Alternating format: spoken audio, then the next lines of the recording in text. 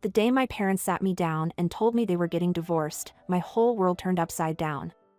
I was only 12, and I thought divorces were for couples who fought all the time. You know, the ones who screamed about money and slammed doors. But my parents were always so polite to each other. Sure, we hadn't been on a family outing in a while, but I figured they were just busy. Candy, my mom said, her voice weirdly calm. Your father and I have something to tell you. I looked at them, sitting there on the couch, a careful distance between them.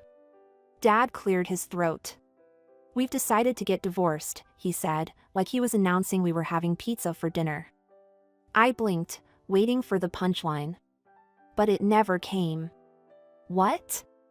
I finally managed to squeak out. But, why? Mom reached out and patted my hand. Sometimes, people grow apart, sweetie. Your father and I, we've found other people we want to be with. Dad nodded. I'll be moving out soon. You'll live with your mother, but you'll stay with me sometimes too. I sat there, trying to process this bombshell. My parents were leaving each other for other people? And I was supposed to just, what? Go along with it? Who are these other people? I asked, my voice sounding small and far away. Mom smiled, and I noticed for the first time how it didn't quite reach her eyes. You'll meet them soon. My friend has 2 daughters about your age. Won't that be nice? Nice? My parents were blowing up our family, and I was supposed to think it was nice? And my partner has a son, Dad added, like he was sweetening the deal. I stood up abruptly, nearly knocking over the coffee table. I don't want new sisters or brothers. I want us to stay together. I ran to my room and slammed the door, throwing myself on the bed. I could hear them talking in low voices downstairs, probably figuring out how to rearrange my life some more. I thought about the last few months, how Mom and Dad had taken me out separately. I'd go to the movies with Dad one weekend, then to a cafe with Mom the next. I thought it was cool, getting one-on-one time with each of them. Now I realized it was just the beginning of the end. The next few weeks were a whirlwind. Dad packed his bags and moved out, heading off to live with his new wife. Apparently, they'd already gotten married in some quickie ceremony. She had a son, just like Dad had said. Meanwhile, Mom's new husband moved in with us. He brought his twin daughters, who were a year younger than me. At first, I was kind of excited. I'd always wanted a sister to share secrets with, to stay up late talking about boys and life and all that stuff. The day they moved in, I tried to be friendly. I smiled at the girls and said, "Hey, I'm Candy. Want me to show you around?" The taller one, I think her name was Brittany, looked me up and down like I was something stuck to her shoe. "No thanks," she said, her voice dripping with disdain. "We don't need your help." Her sister nodded in agreement. "Yeah, and just so we're clear, we're not your sisters. You're just extra." Extra. The word hit me like a slap in the face. I stood there, mouth open, as they brushed past me, giggling to themselves. That night, I lay in bed, listening to the sounds of my new family settling in. I felt like a stranger in my own home. The next day, things got worse. I came home from school to find the twins wearing my clothes. "Hey," I said, shocked. "Those are mine." Brittany rolled her eyes. "Mom said we could borrow them." "Don't be so selfish." I looked to Mom for backup, but she just smiled. "Now, Candy, sharing is caring. The girls just want to feel welcome." Welcome? They were wearing my favorite shirt. I stomped up to my room, fighting back tears. As the days passed, it became clear that I was no longer the center of Mom's world. She doted on the twins, buying them new clothes and toys. My stuff started disappearing, given away to my new sisters without my permission. One day, I overheard Mom talking to her new husband. "The girls need new phones," she was saying. "We could use the money we set aside for Candy's birthday." My birthday. She was going to skip my birthday for them. When the day came, Mom barely remembered. "Oh, honey," she said distractedly when I reminded her. I'm so sorry, but the girls have a big sports event today. We'll celebrate another time, okay? But we never did.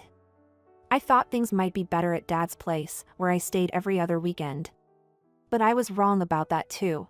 Dad's new wife was pregnant, and she had no time for me. And her son? He was a nightmare. One night, I woke up to a tickling sensation on my face. I opened my eyes and saw a huge spider sitting on my nose. I screamed, flailing around in panic. The whole house came running. As the lights flicked on, I saw it wasn't a real spider, but a plastic toy. And there was Dad's stepson, grinning in the doorway. What's going on? Dad's wife demanded, her pregnant belly leading the way as she waddled into the room. Candy woke us all up with her screaming, the boy said innocently. Over a toy. You little, I started, but Dad's wife cut me off. Honestly, Candy, what is wrong with you? Are you some kind of hysterical lunatic? I turned to Dad, expecting him to defend me. But he just stood there, looking uncomfortable. He put it there, I insisted. He knows I'm afraid of spiders. Don't be ridiculous, his wife snapped. Stop lying and go to sleep. I don't want to see you for the rest of the night. I looked at Dad again, silently begging him to say something, anything. But he just sighed and said, I'll take you home in the morning, Candy. As they all filed out, leaving me alone in the dark, I realized something. I didn't have a home anymore. I was alone. Life at Mom's house didn't get any better. The twins, emboldened by Mom's constant praise and attention, became downright cruel. One afternoon, I came home to find my favorite mug shattered on the kitchen floor. The twins were standing there, looking innocent as angels. Oh, Candy, Brittany said, her voice syrupy sweet. We're so sorry. We were just trying to make you some tea, and it slipped. I knew it was a lie. They'd never done anything nice for me, let alone make me tea. But before I could say anything, Mom and my stepdad walked in. What's going on here? Mom asked, eyeing the mess on the floor. Candy broke her mug, the other twin piped up. She got angry and smashed it. My stepdad's face darkened. Without a word, he grabbed my arm and led me to the small storage room at the end of the hall. It was dark and musty, filled with old boxes and forgotten junk. You'll stay in here until you learn to control your temper, he said, pushing me inside. But I didn't do anything. I cried, but he just shut the door, leaving me in darkness. I heard giggling outside the door. It was the twins. Hey, Candy, one of them called through the wood. Did you know this room is full of spiders? Big, hairy ones that come out in the dark. I huddled in the corner, trying not to panic. I knew they were lying, but the darkness seemed to crawl around me. Every little sound made me jump. Hours passed. Nobody came to let me out, not even Mom. When the door finally opened, it was morning. Mom stood there, looking tired. I hope you've learned your lesson, she said. Now get ready for school. I tried to tell her what really happened, but she just waved me off. That was when I realized Mom would always believe them over me. I started spending more and more time at my Aunt Sarah's house. She was Dad's sister, and she lived with her husband, Uncle Tom. They didn't have kids of their own, so they were always happy to see me. At first, I'd just visit for a few hours after school. But those hours turned into days, and soon I was spending weeks at a time with them. One day, after I'd been at Aunt Sarah's for almost a month, my teacher, Mrs. Rodriguez, showed up at Mom's house for a home visit. I wasn't there, of course, but I heard about it later from a neighbor kid who saw the whole thing. Mrs. Rodriguez knocked on the door, looking concerned. When Mom answered, the teacher asked to see me. Oh, Candy's with her father this week, Mom said dismissively. Mrs. Rodriguez frowned. That's odd. I just called Mr. Johnson, and he said Candy was living with you. Mom's face went pale. What? But, I thought. Mrs. Rodriguez was furious. She contacted Child Protective Services, and before I knew it, we were all headed to court. I sat in the courtroom, now 14 years old, watching as my parents argued over who should take care of me. But it wasn't the kind of argument I'd expected. "You take her," Dad shouted at Mom. "I have a small child. I don't have time for a teenager." Mom scoffed. "Are you kidding? I have a life now. I can't deal with Candy's drama." I sat there, feeling smaller and smaller as they tossed me back and forth like a hot potato. Neither of them wanted me. But then, Aunt Sarah stood up. "Your Honor," she said, her voice clear and strong. "If I may, Tom and I would like to take custody of Candy." The courtroom went silent. I looked at Aunt Sarah in shock.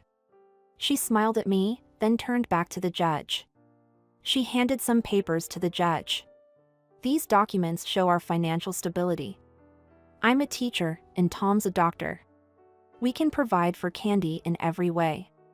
The judge looked over the papers, then looked at me.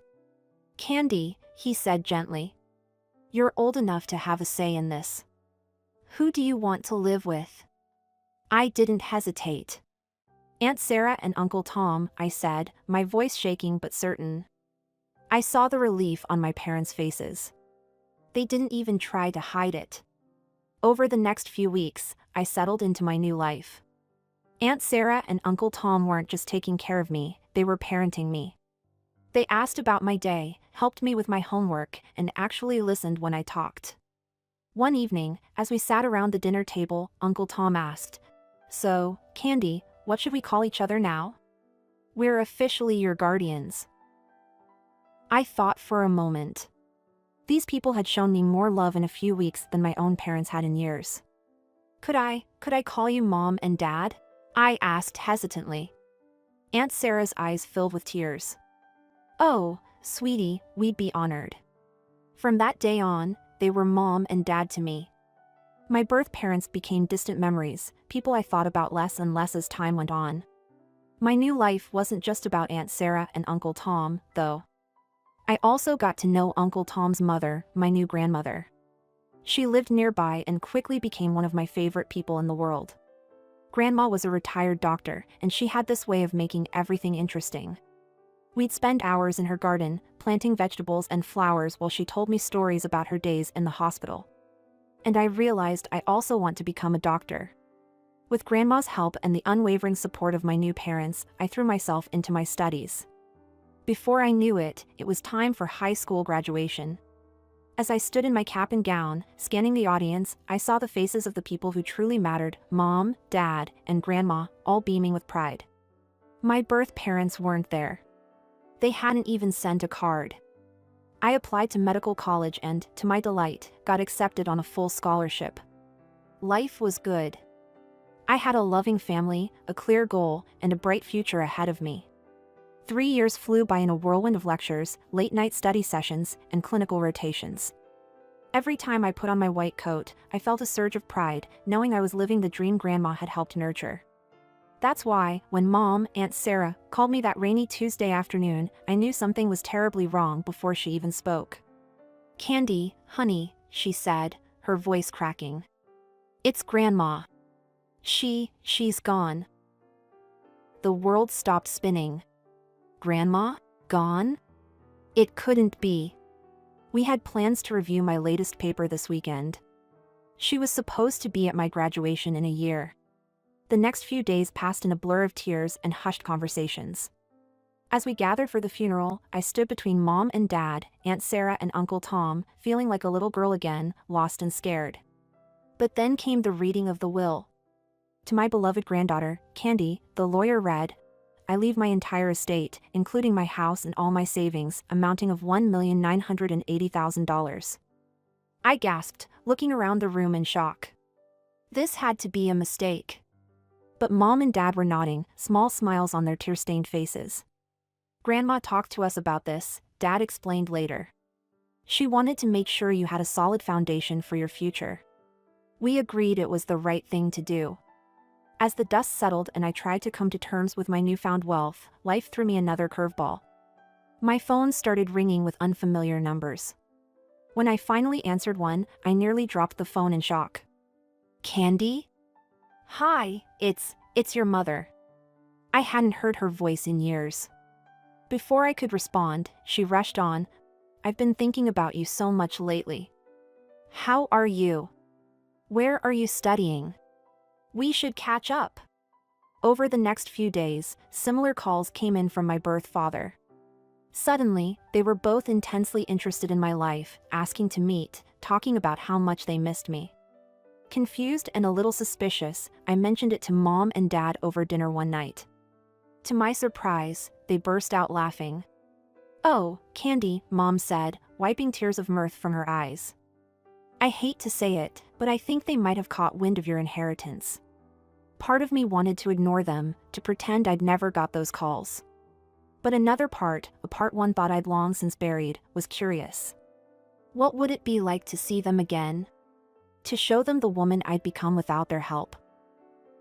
Maybe I should meet them, I said slowly. Just to see what they want. Mom and Dad exchanged a look. "If that's what you want to do, we'll support you," Mom said. "But be careful, sweetie. People can surprise you, and not always in a good way."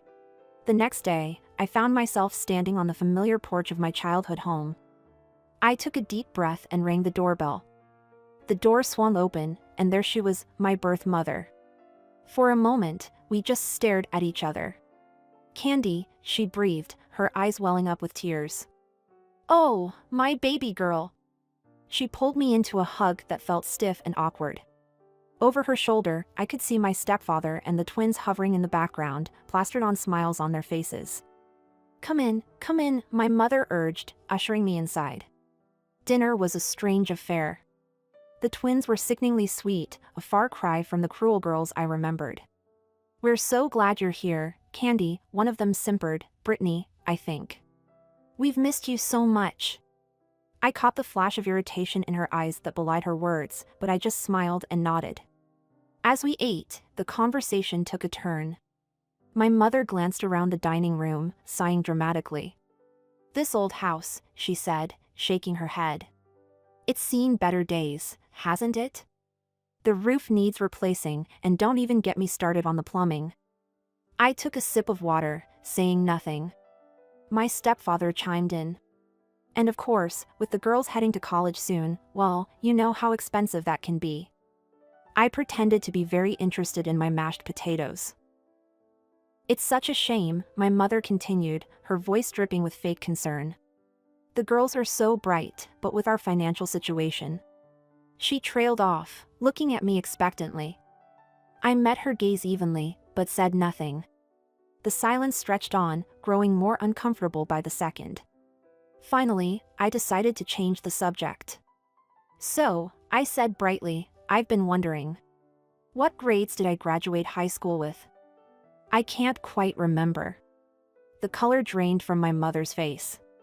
She opened and closed her mouth a few times, looking like a fish out of water. "Well, it was so long ago." Well, my version was completely confirmed. She didn't know anything about my life, my achievements, my struggles. All she knew was that I had money now. I stood up abruptly, my chair scraping against the floor.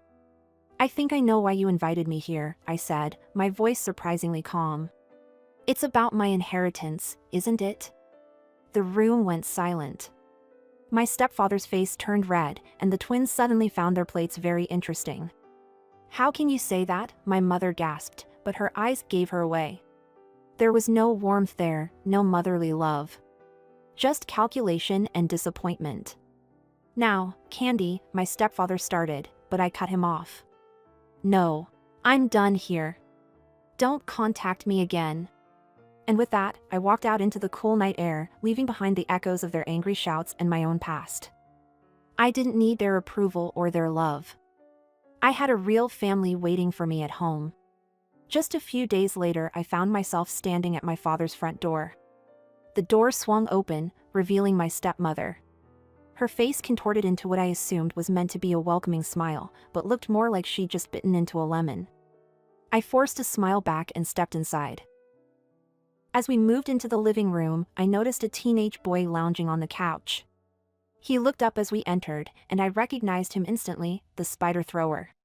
He'd grown up quite a bit, and to my surprise, he gave me a genuinely friendly smile. "Hey, Candy," he said, standing up. "Long time no see.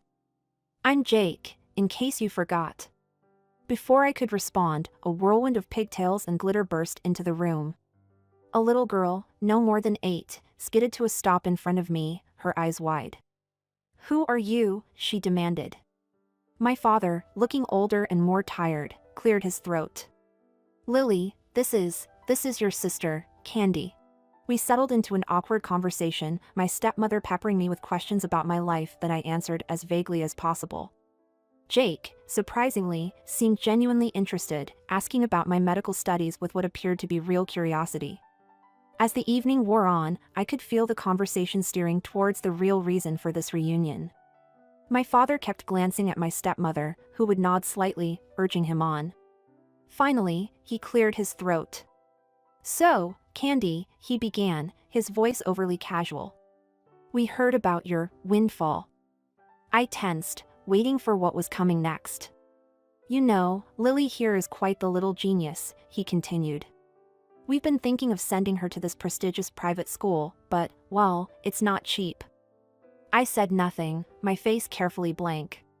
My stepmother jumped in. "What your father is trying to say, Candy, is that we could use some help. For Lily's future, you understand." I took a deep breath, feeling my patience wearing thin. "Why now?" I asked, looking directly at my father. "Why are you only remembering me now that I have money?" The room went deadly silent. Even Lily, who had been playing with her dolls, seemed to sense the tension. My father started to stammer out an excuse, but my stepmother's face suddenly twisted with anger. "Now you listen here," she hissed, all pretense of kindness gone. "You're obligated to help your family. If you don't, we'll take you to court. We'll demand our share of that money. You owe us." I couldn't help it, I laughed. "Actually," I said, standing up, "according to the law, you're not my family at all. You abandoned me, remember? Aunt Sarah and Uncle Tom are my legal parents now." As I walked out the door, I heard my stepmother's shrill voice and my father's angry shouts, but I didn't look back. I got into my car and drove away, feeling a mix of emotions, sadness, anger, but mostly relief. In the days following my visits to my birth parents, my phone buzzed incessantly. Calls, texts, and voicemails poured in from both of them, each more desperate than the last. "Candy, please," my mother's voice pleaded in one message. "We're about to lose the house. We'll be on the streets. Don't you care?" My father's approaches ranged from guilt-tripping to outright demands. "After everything we've done for you," one text read, "this is how you repay us?" I let them all go unanswered. I focused instead on my studies, throwing myself into my final year of college with renewed determination. One evening, as I was poring over a particularly complex cardiology textbook, my phone lit up with an unfamiliar number. Hesitantly, I answered. "Hello? Candy? It's Jake. You know, your, stepbrother, I guess?" Look, I know this is weird, but I wanted to apologize. For the spider thing, years ago. It was a really crappy thing to do. I found myself smiling despite everything. "Jake, that was ages ago. Water under the bridge." "No, really," he insisted. "I've felt bad about it for years. I wanted to say sorry sooner, but you never came back after that. And I swear, this isn't about the money or anything. I guess I wanted you to know I'm not that stupid kid anymore." His sincerity was touching. "I appreciate that, Jake, really." We ended up talking for over an hour. Jake was in his first year of college, studying engineering. He was funny and self-deprecating, nothing like the bratty kid I remembered. By the end of the call, we'd agreed to meet up for coffee the next week. As the months passed, Jake and I developed a genuine friendship. It was strange, finding a connection with someone from my past life, but it felt good. We met regularly for coffee or study sessions, and he became a supportive presence in my life. Meanwhile, my life was moving forward at a dizzying pace. The long nights and grueling exams were worth it when I finally stood on stage, accepting my college diploma. As I looked out into the audience, I saw Mom, Dad, and Jake cheering wildly.